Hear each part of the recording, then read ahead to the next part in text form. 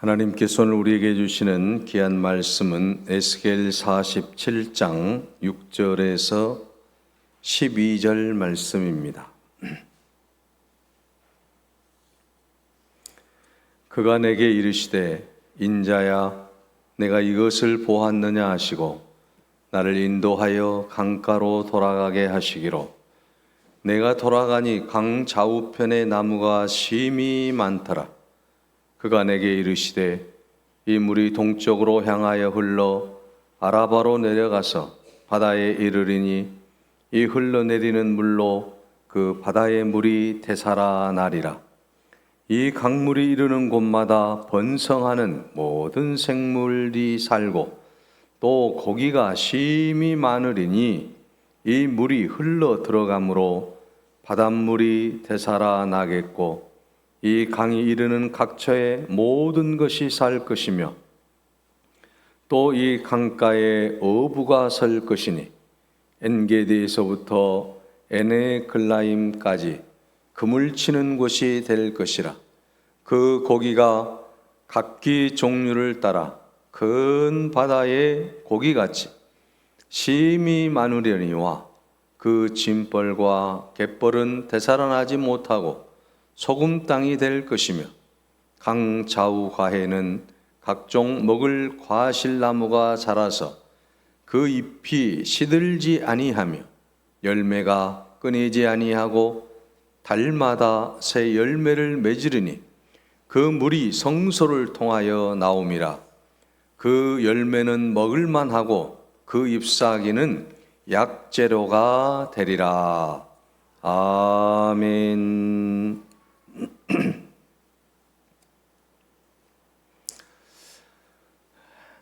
이혜인 시인의 흘러야 산다는 유명한 시가 있습니다. 구름도 흐르고 물도 흐르고 시간도 흐르고 아픔도 흐르고 슬픔도 흐르는 것은 다 아름답네. 내 몸속의 피도 흘러야 하는데 제대로 흐르지 못하여 내가 아픈 것이라. 멋진 시지 않습니까? 흘러야 삽니다. 모든 것이 흘러가야만 합니다. 흘러가지 않고 고여 있으면 문제가 생기는 것입니다. 여러분, 우리 몸도 피가 잘 흘러가야 건강하지 않겠습니까? 우리 몸의 피가 어느 한 군데에 뭉쳐 있으면, 막혀 있으면 문제가 생기는 거예요. 큰 질병이 오게 되는 겁니다. 그래서 우리 몸의 피도 잘 순환이 되어야만 하는 것입니다. 여러분, 하천물도 잘 흘러야 1급수가 됩니다. 하천물이 흐르지 않고 고여 있으면, 막혀 있으면 4급수, 3급수가 되는 거예요. 문제가 생겨요. 고기가 살 수가 없어요. 이처럼 여러분, 모든 것은 흘러야만 합니다. 예수님께서 십자가에서 피를 흘리셨잖아요. 그 피가 흘러야만이 우리가 죄 가운데 살아나는 거 아니겠어요? 예수님의 십자가의 피가 흐르지 아니하면 우리는 살아날 수가 없습니다. 교회도 마찬가지입니다. 성전에서 생명의 물이 흘러나와야 합니다. 여러분, 우리 신창교회 안에 사랑의 물이 흘러나와야 될 줄로 믿습니다. 헌신의 물이 흘러나와야 됩니다. 감사의 물이 흘러나와야 됩니다. 하나님의 놀라운 은혜 가운데서 하나님의 성전에서는 이처럼 아름다운 생명의 생수가 흘러나와야 되는 것입니다. 그래서 요한복음 7장 38절에 예수님께서는 나를 믿는 자는 성경의 이름과 같이 그 배에서 생수의 강이 흘러나오리라. 여러분, 우리가 예수 그리스도를 믿을 때에 이와 같은 놀라운 역사가 일어나게 될 줄로 믿습니다. 예수를 믿는 자마다, 예수 그리스도 안에서 하나님의 자녀가 된 자마다 성령이 주는 믿음으로 말미암아 내 안에서 내적 변화가 일어나게 되고 하나님의 놀라운 은혜 속에서 주의 영광이 나타나야 된다라고 하는 것입니다. 이렇게 우리가 하나님의 은혜 가운데 살아갈 때에 나는 살아있는 삶을 살게 되고 교회는 살아있는 교회가 될 줄로 믿습니다. 살아있는 교회라는 책을 쓴 존 스토트 목사님이 계십니다. 여러분, 이분은 20세기 복음주의 운동을 이끈 최고의 지도자인데요, 또 저술가고 멘토입니다. 그는 살아있는 교회는 어떤 모습이어야 할까라고 하는 명제 앞에서 이렇게 말했습니다. 초대교회조차도 완벽한 교회는 아니었다는 것입니다. 여러분, 우리가 초대교회 말하는데 이 초대교회가 완벽한 교회였습니까? 그렇지 않습니다. 아나니아와 삽비라와 같은 성령을 속이는 사람도 그 가운데는 있었습니다. 그러나 여러분, 그러한 가운데서도 이 초대교회가 살아있는 교회가 된 것이 무엇입니까? 구제의 불만을 품은 헬라파 그리스도인들이 있었습니다. 여러분, 이 초대교회가 이처럼 문제가 많은 교회였다라고 하는 거예요. 그런데 이 초대교회가 살아있는 교회가 된 것은 베드로나 안드레와 같은 제자들이 있었습니다. 바울과 바나바와 같은 성령이 충만한 사람들이 그 가운데 있었습니다. 다비다와 베베와 같은 봉사에 열심히 있는 그런 아름다운 여성들이 교회 안에 있었습니다. 그러므로 그들의 그 아름다운 헌신과 그들의 아름다운 주님을 향한 충성으로 복음이 증거되게 되고 하나님의 영광이 나타나게 되어서 바로 살아있는 교회가 되었다라는 말씀이에요. 여기서 그는 현대교회가 살아있고 생명력 넘치는 교회가 되어야 된다라고 울부짖고 있습니다. 현대교회도 초대교회처럼 살아있는 교회, 생명력 있는 교회, 은혜가 넘치는 교회가 되어야 되는데, 그렇게 되기 위해서는 교회 문제를 어떠한 목사나 장로에게만 돌리는 것이 아니라 내 자신이 먼저 교회를 사랑하고 거룩한 예배자로 하나님 앞에 서야 된다는 거예요. 그러면서 이 세상 속에서 세상 모든 사람들에게 하나님의 말씀으로 선한 영향력을 끼치면서 주 예수여 어서 오시옵소서, 마라나타 주 예수여 어서 오시옵소서, 그런 예수님을 기다리는 재림의 신앙이 있는 교회가 바로 살아있는 교회라, 이렇게 그는 말하고 있습니다. 우리 모두 교회 성도들로서 남 핑계만 대지 말고 내가 맡은 직분을 통해서 선한 영향력을 발휘할 수 있기를 바랍니다. 하나님께서 내게 주신 직분이 무엇인지를 분명하게 깨닫고 초대교회 안에서 선한 영향력을 끼쳤던 그 아름다운 신앙인들처럼 우리가 그렇게 나아갈 때에 우리 교회는 살아있는 교회가 될 줄로 믿습니다. 오늘 본문의 말씀은 선지자 에스겔을 통해서 보여주신 환상을 통해 그리스도인과 교회의 희망을 보여주신 말씀이에요. 교회에 희망이 있다, 그리스도인에게 희망이 있다라고 하는 것을 보여주고 있는 말씀이 오늘 본문의 말씀 이사야 47장 에스겔의 환상이라고 하는 거예요. 에스겔 선지자는 주전 597년 이스라엘 백성들이 2차로 바벨론 포로에 잡혀갔을 때에 만여 명의 포로 가운데 한 사람이었어요. 바벨론이 이스라엘을 공격하고 지배를 하면서 1차로 다니엘과 여러 젊은 인재들을 다 포로로 끌려갔지 않습니까? 2차로 다시 또 끌어가는 거예요. 그때 이 에스겔이 끌려갔습니다. 젊을 때 바벨론의 포로로 잡혀온 에스겔 마음속에 온갖 의문이 다 들었습니다. 신앙적인 회의가 들었습니다. 무엇입니까? 정말 하나님은 살아계십니까? 하나님이 살아계시다고 한다면 하나님이 택한 이 이스라엘이라고 하는 우리 민족이 바벨론이라고 하는 거대한 민족에게 짓밟힘을 당해도 된단 말입니까? 의문이 일어난 거예요. 하나님, 우리 민족을 정말 잊으셨습니까?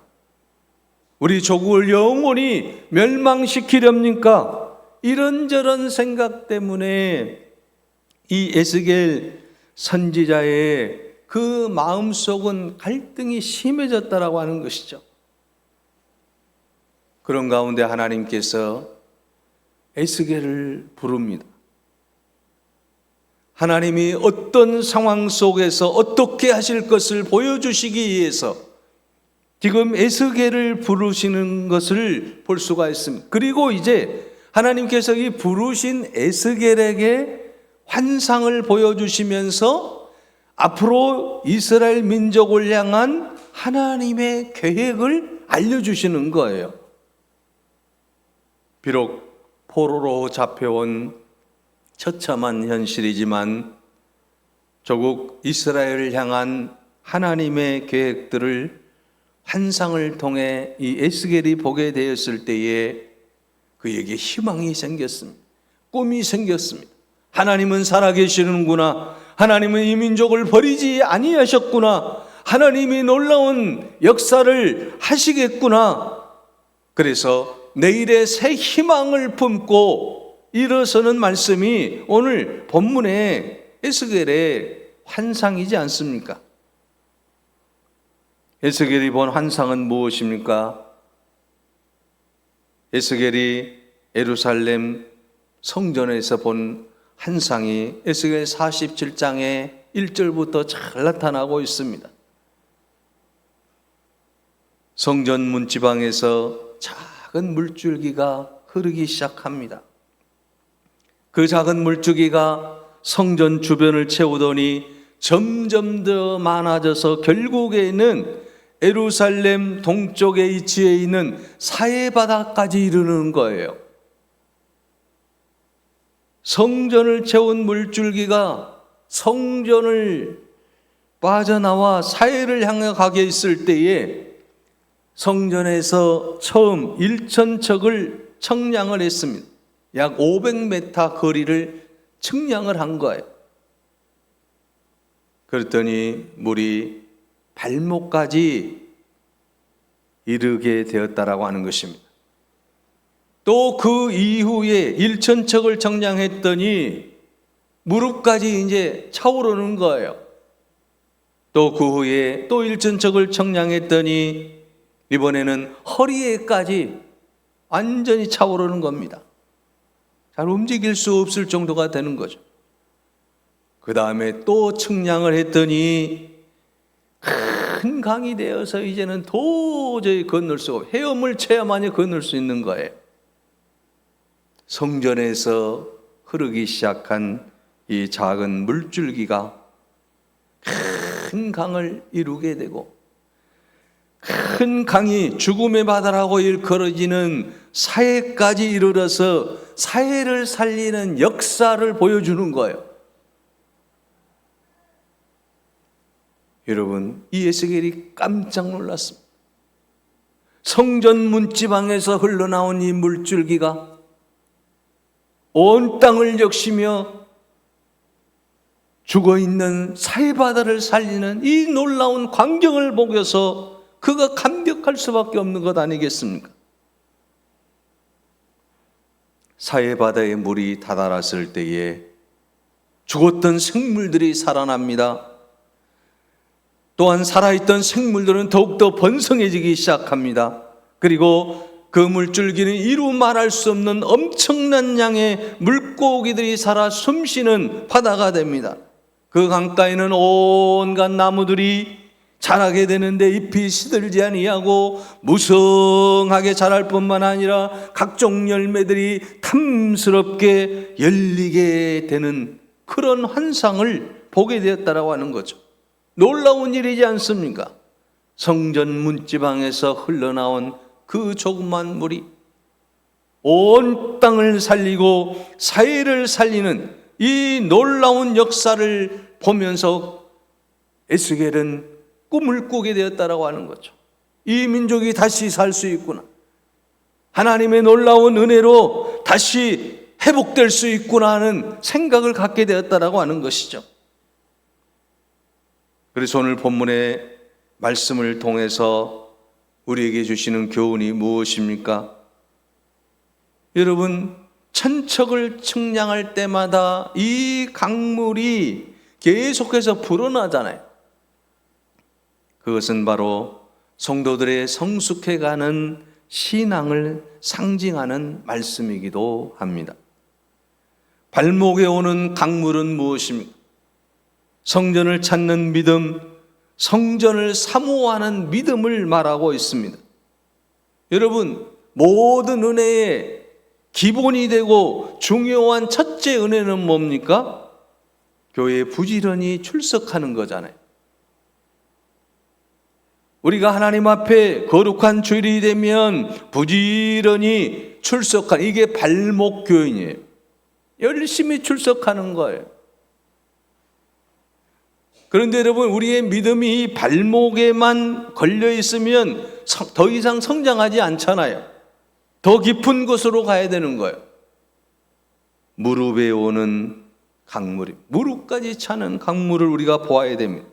이 강물은 기도하는 신앙을 가리키고 있습니다. 은혜가 깊어져서 은혜의 강물이 무릎에 닿는 사람은 기도하게 되고, 기도하게 되면 능력을 입게 되고 하나님의 영광이 드러나게 된다라고 하는 것입니다. 그러므로 우리가 이제 하나님의 놀라운 은혜 가운데서 발목에서 이제는 무릎으로 물이 차오르듯이 우리 신앙도 그렇게 차올라야 된다라고 하는 것입니다. 그리고 이제 이 은혜의 강물이 무릎을 적셔서 하나님의 놀라운 은혜 가운데 허리에 차는 것을 볼 수 있지 않습니까? 허리에 오는 강물은 순종하는 믿음을 뜻합니다. 헌신하는 신앙을 가리킵니다. 은혜가 허리에 와 있어야 겸손히 허리를 굽힐 줄 알고 허리의 힘으로 헌신하게 되는 거 아니겠습니까? 그러므로 오늘 우리는 오늘 에스겔의 환상을 통해서 우리의 신앙이 계속 점점 성장할 수 있도록 기도할 수 있기를 바랍니다. 허리에까지 이제 하나님의 은혜가 참으로 말미암아 내가 겸손히 순종하며 하나님 영광을 드러내는 은혜의 삶이 될 수 있기를 바랍니다. 이처럼 여러분, 이 에스겔은 환상을 통해서 이스라엘 민족에게 보여주신 비전과 또한 하나님의 사람으로서 하나님께 영광을 돌릴 수 있는 그 비전이 무엇인지를 꿈꾸게 되었다라고 하는 것이죠. 여러분, 에스겔은 이 환상을 통해서 어떤 꿈을 꾸었습니까? 바로 하나님이 이스라엘 백성들을 사랑하시고 이스라엘 백성들을 반드시 회복시키시고 은혜 가운데 해방시켜 주실 것을 확신했다라고 하는 것입니다. 그러기 위해서는 새로운 삶을 살아야 된다라고 하는 것을 뼈저리게 느꼈습니다. 이스라엘 백성들이 왜 바벨론의 포로가 되었습니까? 하나님의 말씀대로 살지 못했기 때문이지 않습니까? 그래서 진노의 막대기인 이 바벨론이라고 하는 나라를 통해서 이스라엘이 고통을 당하게 된 것 아니겠습니까? 이 민족이 살 길은 새롭게 변화되는 길이다. 이걸 깨달은 거예요. 오늘 여러분, 우리 교회도 날마다 새롭게 변화되는 꿈을 꾸어야 될 줄로 믿습니다. 교회가 성장하기 위해서는 늘 변화를 꿈꿔야 된다라고 하는 것이죠. 여러분, 변화가 없는 교회는 계시록에 나오는 사대 교회와 같이 될 수밖에 없기 때문입니다. 그러므로 교회는 늘 변화를 추구해야 돼. 개인도 변화를 추구해야 되지만 교회는 더욱더 변화를 추구해야 되는 것입니다. 고린도후서 5장 17절에 주님은 말씀합니다. 그런즉 누구든지 그리스도 안에 있으면 새로운 피조물이라. 이전 것은 지나갔으니 보라 새 것이 되었도다. 누구든지 우리가 예수 그리스도 안에서 새로운 피조물로 변화를 받아야 된다라고 하는 거예요. 여러분, 교회도 개혁되지 않으면 세상을 개혁할 수 없다라고 하는 것입니다. 누구든지 모든 사람, 모든 교회가 다 예수 그리스도 안에서 새로운 피조물로 변화를 받아야 된다라고 하는 것이죠. 오늘날 우리 시대의 가장 큰 비극이라고 한다면 교회가 더 이상 사회를 개혁할 수 없는 교회가 되었다라고 하는 것 아니겠습니까?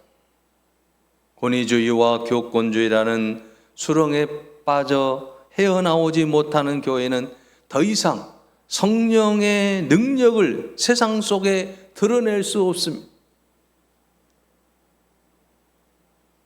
우리 기독교를 가리켜서 여러분 개혁교회라고 하잖아요.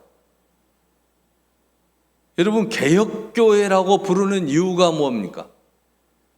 이 프로테스탄트 개신교회, 개혁교회, 이 개혁이라고 하는 이 리폼드라고 하는 이 말이 굉장히 중요해요. 이 리폼드 처치, 이 개혁교회예요. 교회는 이 개신교회들은 다 개혁교회인데 이 말은 무슨 말입니까? 끊임없이 개혁되어 가는 교회라고 하는 거예요. 계속해서 변화를 시도해야 되는 게 개혁교회예요. 카톨릭과 다른 점이 뭡니까? 루터에 의해서 개혁한 교회잖아요. 그건 뭐예요? 교회의 잘못된 관행들을 다 고쳐야만이 세상에 영향력을 끼칠 수 있는 교회가 된다라고 하는 거예요. 그래서 개혁을 하는 거예요.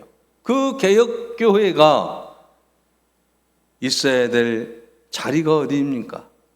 늘 새롭게 변화가 되어서 생명력을 유지할 때에 세상을 개혁하는 교회가 되는 거다라고 하는 것이죠.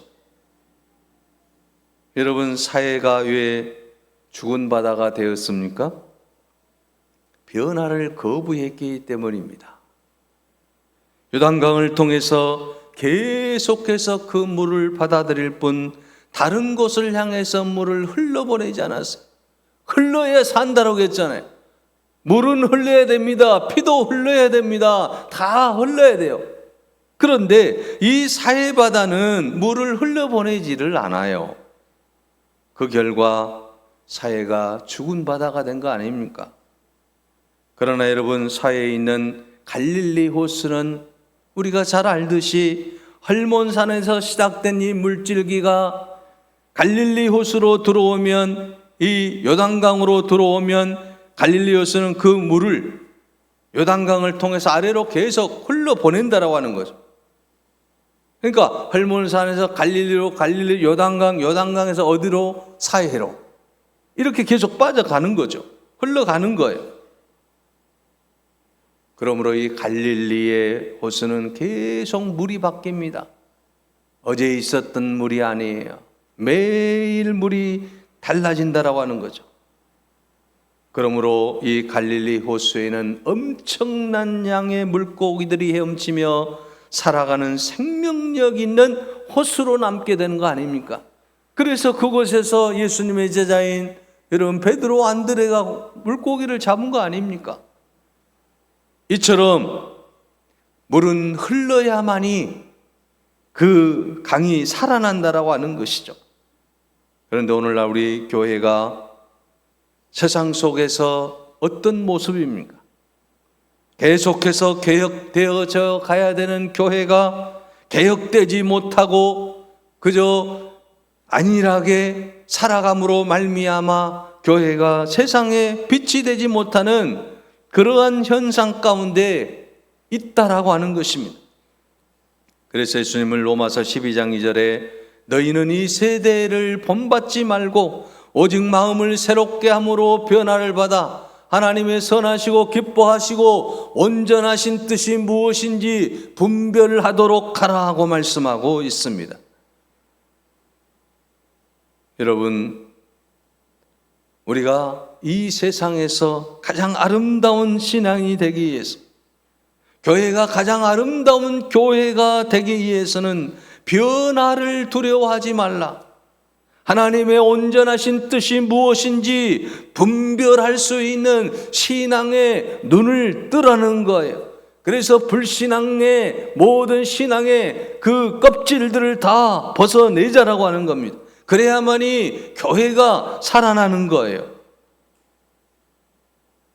만모니즘으로 가득 찬 세상의 가치 기준을 가감하게 버리고 말씀에 근거하여 하나님 말씀의 가치에 중점을 두고 새롭게 거듭나야만 하는 것입니다. 개혁 교인으로서의 변화를 받기 위해서는 우리가 어떻게 살아가야 되겠습니까? 가장 먼저 우리에게 끊임없이 하늘로부터 주어지는 생명수가 흘러 넘쳐야 한다는 거예요. 우리가 여러분 하나님의 놀라운 은혜 생명수를 지금 우리가 마시고 있지 않습니까? 이 생명수는 하나님의 말씀이라고 하는 거죠. 그래서 우리는 늘 하나님의 말씀을 먹고 살고 있잖아요. 그 말씀이 우리 삶 속에 들어오게 되면, 우리 몸 속에 들어오게 되면 우리가 세상을 이기고 하나님이 기뻐하는 하나님의 사람으로 우뚝 설 수 있다라고 하는 거죠. 그래서 우리 모든 그리스도인들은 하나님의 그 말씀을 먹고 그 말씀을 실천해야 된다라고 하는 겁니다. 교회도 마찬가지로 이 하나님의 말씀대로 살아가야 된다라고 하는 거죠. 여러분, 하나님의 말씀대로 살기 위해서는 세상의 시험을 다 이겨내야 되지 않습니까? 마태복음 4장에 보면 마귀가 예수님을 시험합니다. 돌들로 떡덩이가 되게 하라. 예수님께서 어떻게 이겨내셨습니까? 마태복음 4장 4절에 보면 사람이 떡으로만 살 것이 아니요 하나님의 입으로부터 나오는 모든 말씀으로 살 것이니라. 무엇으로 삽니까? 말씀으로 산다라고 하는 거예요. 하나님의 말씀으로 살 때에 우리는 온갖 시험과 온갖 시련과 환난을 이겨낼 수 있다라고 하는 거예요. 그래서 그 말씀이 우리 가운데 흘러 넘쳐야 될 줄로 믿습니다. 이처럼 우리가 하나님의 말씀을 먹고 하나님의 영광을 위해 나아갈 때에 이제 우리가 또한 더 깊이 생각해야 될 것은 무엇입니까? 바로 그것은 세상의 소금이 되어야 된다고 하는 것. 에스겔의 환상을 통해서 에스겔에게 주신 하나님의 말씀이 뭡니까? 이스라엘이 개혁해야 된다고 하는 거죠. 성전이 개혁해야 된다고 하는 거죠. 교회가 개혁이 되고 이제는 하나님의 은혜 가운데서 이 교회가 변화받아서 이 세상의 소금과 같이 빛처럼 그런 아름다운 역할을 할 수 있어야 된다. 그런 말씀이에요. 예수님은 우리를 세상의 소금으로 불러주셨습니다. 여러분, 바닷물을 소금물이라고 하잖아요. 그러나 실제로 바닷물의 소금의 양이 3.4% 정도에 불과하다, 3.5% 정도에 불과하다라고 합니다. 이 3.5%의 소금물이 바닷물을 짜게 만들고 바닷물을 썩지 않게 한다라고 하는 거예요. 그래서 물고기가 살 수 있는 최적의 환경을 만들어낸다라고 하는 겁니다. 예수님 우리를 너희는 세상의 소금이다라고 했잖아요. 너희는 세상의 소금이니 마태복음 5장 13절에 소금이 만일 그 맛을 잃으면 무엇으로 짜게 하리요? 후에는 아무 쓸데없어 다만 바뀌어버려서 사람에게 밟힐 뿐이니라 하고 말씀하고 있습니다. 이 3.5%의 소금이 바닷물을 바꾸듯이 3.5%의 진실한 신앙인이 있다고 한다면 우리 사회는 아름다운 사회가 될 것입니다. 우리 교회는 아름다운 교회가 될 것입니다. 이 땅은 하나님이 기뻐하는 나라가 될 줄로 믿습니다. 맛을 잃으면 사람들에게 밟힐 뿐이라고 말하고 있습니다.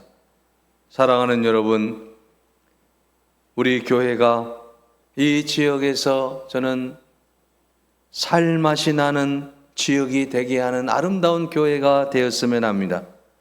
여러분들이 그 모든 역할을 할 수 있기를 바랍니다. 교인 수가 얼마가 되느냐가 중요하지 않습니다.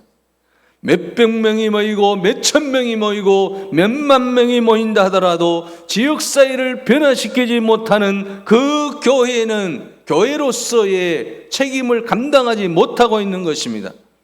비록 교인이 적다라고 할지라도 적은 숫자의 신앙인들이 이 세상에서 선한 영향력을 주고 세상을 바르게 주도해 나간다고 한다면 그 교회는 바로 능력 있는 교회가 될 줄로 믿습니다.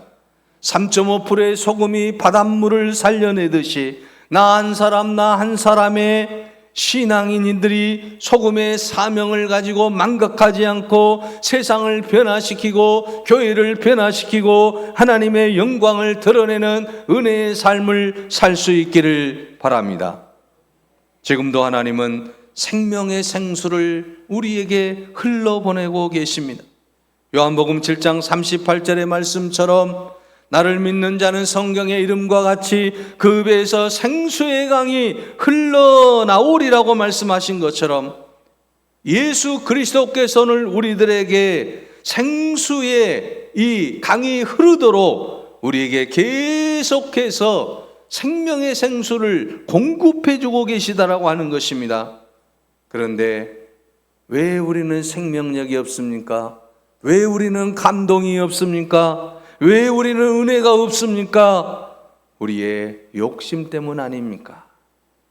예수 그리스도께서 우리에게 주신 이 생명의 생수를 마신 자마다 어떻게 살아야 되겠습니까? 이제 우리도 흘러보내야 되지 않겠습니까?